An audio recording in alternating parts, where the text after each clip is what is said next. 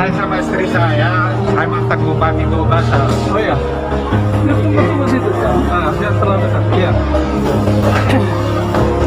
Jadi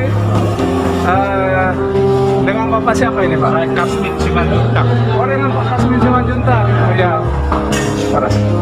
Karena mereka yakin bahwa apa yang sedang dilakukan oleh Pastor Andi Simon, khususnya dalam konteks karunia kesembuhan dengan ciri khas in Jesus name, dalam nama Yesus, itu berasal dari Tuhan. Makanya mereka meringankan langkah dengan sebuah kerinduan, harapan dan doa mereka mengalami. Bukan untuk menyerongkan iman umat, bukan untuk menyimpangkan iman umat, tapi untuk menyatakan kasih dan kuasa Yesus Kristus yang kita yakin dan percaya. Yesus yang pertama dan yang utama adalah sebagai penyelamat atau juru selamat bagi kita. Tapi jangan lupa, Yesus juga adalah tabib di atas segala tabib. Bahkan Yesus adalah sang penyembuh, jamahan Tuhan, pemulihan dan kesembuhan, mujizat dan keajaiban Tuhan melalui hambanya Pastor Andi Simon.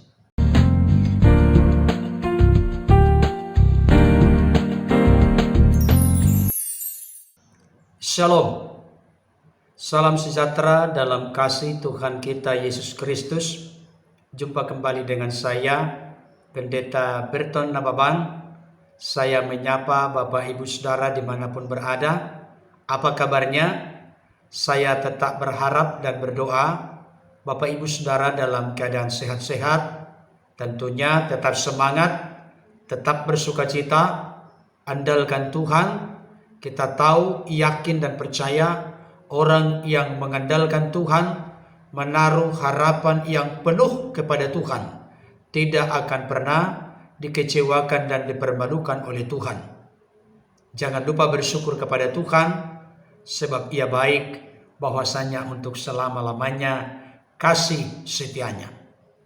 Bapak Ibu Saudara yang dikasihi oleh Tuhan, pada kesempatan ini secara khusus saya akan membahas satu ulasan penting dan menarik di bawah satu judul, mantan Bupati Tobasa juga datang mohon doa kesembuhan kepada Pastor Andi Simon. Sebelum saya lebih jauh memberikan ulasan tentang hal ini, ada baiknya kita saksikan dulu tayangan berikut ini.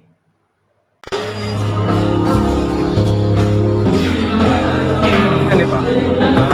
Saya sama istri saya mantan Bupati Tobasa. Oh ya, tunggu situ. Nah, biar terlalu dekat. Iya. Jadi dengan Bapak siapa ini Pak? Saya Kasmin Simanjuntak. Oh, dengan Pak Kasmin Simanjuntak. Oh ya. Parah. Simanjuntak. Mantan Bupati Tobasa. Oke, saya tahu.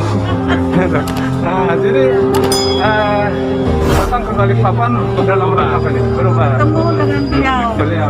Pas minggu yang lalu ke sini. Jadi naik duduk terpaksa sekarang. Oke. Iya.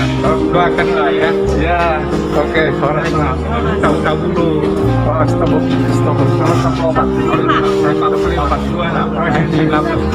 Oke. Yang namanya Ya, oke. Sehat ya. Amin. Amin. Ya. Baik Bapak Ibu Saudara, tadi kita sudah menyaksikan, menyimak dan mendengarkan bagaimana seorang mantan Bupati Tobasa datang ke Balikpapan, Geraha YHS, bersama dengan istrinya untuk mohon doa kesembuhan in Jesus name dari hambanya Pastor Andi Simon. Adapun mantan Bupati Tobasa ini termasuk juga menjadi mantan bupati saya. Kenapa saya katakan demikian? Karena memang saya berasal dari sebuah desa bernama Desa Janji, Kecamatan Nasau, Kabupaten Tobasa. Dan yang sangat luar biasa bagi saya, jauh-jauh datang dari Toba sana, secara khusus informasi yang saya gali dari ada keluarga yang masih hubungan dekat persahabatan dengan mantan Bupati Tobasa ini, memberitahukan bahwa tempat tinggal dari Bapak mantan Bupati ini ada di Selain. Memang informasi yang saya dapatkan dari keluarga saya, di mana beberapa hari yang lalu saya bertelepon kepada beliau, memberikan penjelasan bahwa di Jakarta juga memang ada rumahnya. Adapun nama dari mantan Bupati Tobasa ini adalah Bapak Kasmin Simanjuntak. Barangkali Bapak Kasmin Simanjuntak menyaksikan dan mendengarkan ulasan praktis dan sederhana ini. Saya menyapa Bapak dimanapun berada. Salam, Bapak Kasmin Simanjuntak. Apa kabarnya? Saya berharap dan berdoa Bapak dalam keadaan sehat-sehat bersama dengan Ibu, dikaruniakan Tuhan kekuatan, kesehatan, panjang umur, terlebih di masa usia yang makin lanjut, makin dekat dengan Tuhan dan makin mencintai dan mengasihi Tuhan. Adapun hal penting, saya menyoroti hal ini Bapak Ibu Saudara, bahwa ternyata saya punya analisa dan akhirnya mengambil sebuah konklusi atau kesimpulan. Seorang mantan Bupati Tobasa adalah seorang yang tentunya berpendidikan, tidak mungkin bisa memimpin kabupaten yang begitu luas dan besar. Sempat diberikan oleh Tuhan kepercayaan melalui rakyat Tobasa, memilih beliau menjadi seorang bupati. Kalau tidak punya skill, kemampuan, kalau tidak punya kapabilitas dalam memimpin, artinya adalah hal yang masuk akal ketika dipilih menjadi seorang pemimpin adalah seorang pemimpin yang memiliki ilmu pengetahuan. Bagaimana memerintah dengan bijak, arif, bagaimana memerintah dengan baik, terlepas dari kekurangan dan kelemahan yang melekat pada diri manusia. Artinya rasio atau pikirannya berjalan. Dan tentunya sejak kecil Bapak Kasmin Simanjuntak, mantan Bupati Tobasa ini, sudah dididik keimanan Kristen dan bisa mengerti dan memahami kebenaran firman Tuhan. Sekalipun saya perlu menegaskan bahwa pengertian, pengenalan, pemahaman kita akan firman tidak pernah akan menjadi sempurna selama kita ada di tengah-tengah dunia ini. Karena kesempurnaan, termasuk kesempurnaan dalam hal pengertian dan pemahaman, adalah hanya milik Tuhan. Tetapi sepanjang apa yang dikatakan oleh Alkitab, kita bisa mengerti dan memahaminya. Bahkan bisa saja berbeda tafsir atau interpretasi antara seorang terhadap yang lain, termasuk di kalangan para teolog. Tetapi pada kesempatan ini saya tertarik mengulas secara praktis sederhana mengenai mantan Bupati Tobasa ini yang adalah Bapak Kasmin Simanjuntak, sampai jauh-jauh datang ke Balikpapan, Geraha YHS yang menjadi sentral dan pusat pelayanan hambanya Pastor Andi Simon. Karena rindu, butuh, dan yakin disembuhkan oleh Tuhan melalui tangan seorang hambanya Pastor Andi Simon. Inilah yang sering menjadi kritikan sekaligus masukan saya kepada kita semua, khususnya kepada orang-orang yang kontra dan seringkali melontarkan tuduhan-tuduhan yang cetek, dangkal, miskin, salah, keliru, dan menyesatkan kepada hambanya Pastor Andi Simon. Pertanyaan saya, kenapa Bapak Kasmin Simanjuntak, mantan Bupati Tobasa ini, sampai rela datang jauh-jauh, apakah dari Selain, apakah dari Jakarta, ke Balikpapan atau Geraha YHS bertemu langsung dengan hambanya Pastor Andi Simon? Kenapa demikian? Ini tentunya adalah unggahan video pada saat-saat sebelum adanya pembatasan secara ketat tentang protokol kesehatan, berkaitan dengan pandemi virus corona atau COVID-19. Kenapa? Sampai beliau datang ke sana. Ini menjadi perenungan serius bagi kita. Khususnya bagi orang-orang yang suka menuduhkan hal-hal yang tidak pantas kepada hambanya Pastor Rani Simon. Kenapa? Bukankah Bapak Kasmin Simanjuntak memiliki seorang pastor atau gembala, pendeta, penatua di gerejanya? Bukankah beliau tidak bisa meminta dukungan doa atau mendoakan baik Bapak Kasmin Simanjuntak maupun istrinya supaya mengalami keajaiban, mujizat, kesembuhan? Kenapa bukan hal itu yang dilakukan? Terus terang, jujur, terbuka, kita menilai secara objektif, bukan subjektif. Saya yakin dan percaya Bapak Kasmin Simanjuntak bersama dengan ibu sudah pernah meminta doa kepada pendeta atau gembala mereka.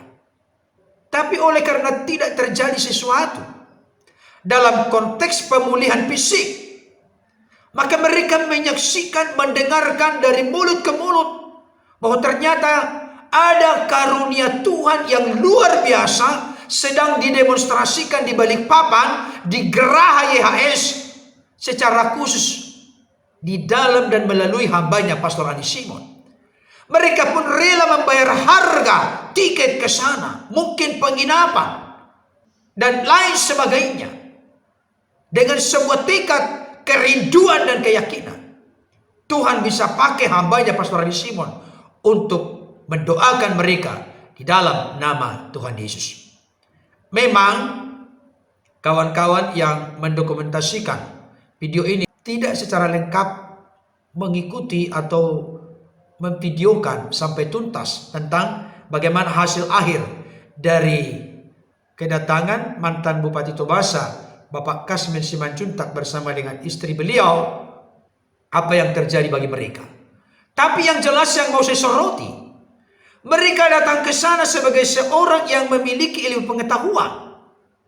Sekalipun memang orang akan berkelit dan membangun sebuah argumentasi atau alasan, apakah dengan beliau sebagai seorang bupati sudah mengerti kebenaran.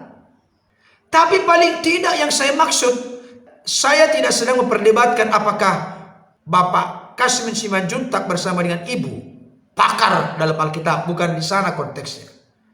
Tapi mereka punya rasio, akal budi, pikiran, apakah yang dilakukan oleh Pastor Rani Simon ini berasal dari setan atau dari Tuhan. Itu saja. Karena mereka yakin bahwa apa yang sedang dilakukan oleh Pastor Rani Simon, khususnya dalam konteks karunia kesembuhan dengan ciri khas in Jesus name, dalam nama Yesus, itu berasal dari Tuhan. Makanya mereka meringankan langkah dengan sebuah kerinduan, harapan dan doa. Mereka mengalami jamahan Tuhan, pemulihan dan kesembuhan, mujizat dan keajaiban Tuhan melalui hambanya Pastor Rani Simon. Saudaraku yang dikasihi oleh Tuhan, kepada orang-orang yang suka nyinyir, nyeleneh, ngawur, melontarkan tuduhan-tuduhan kepada Pastor Rani Simon, masih banyak lagi bukti-bukti yang lain. Para pejabat meminta dukungan doa dari hambanya Pastor Rani Simon. Dari berbagai provinsi, kabupaten, kota, dari Sabang sampai Merauke, termasuk sampai kepada Papua. Mereka datang, berkorban membayar tiket, penginapan, dan lain sebagainya. Karena rindu untuk didoakan oleh hambanya Pastor Rani Simon dan tim.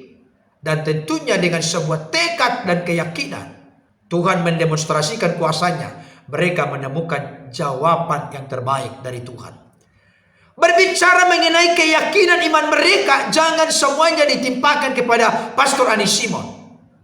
Biarlah itu tugas dari pastor, gembala, penatua, dan pendeta di gereja lokal masing-masing. Apa yang tidak mereka temukan di gereja lokal masing-masing, sebagai sesama tubuh Kristus, termasuk hamba-hamba Tuhan, di mana karunia itu untuk saling melengkapi tubuh Kristus. Itulah yang sedang dilakukan oleh hambanya Pastor Rani Simon.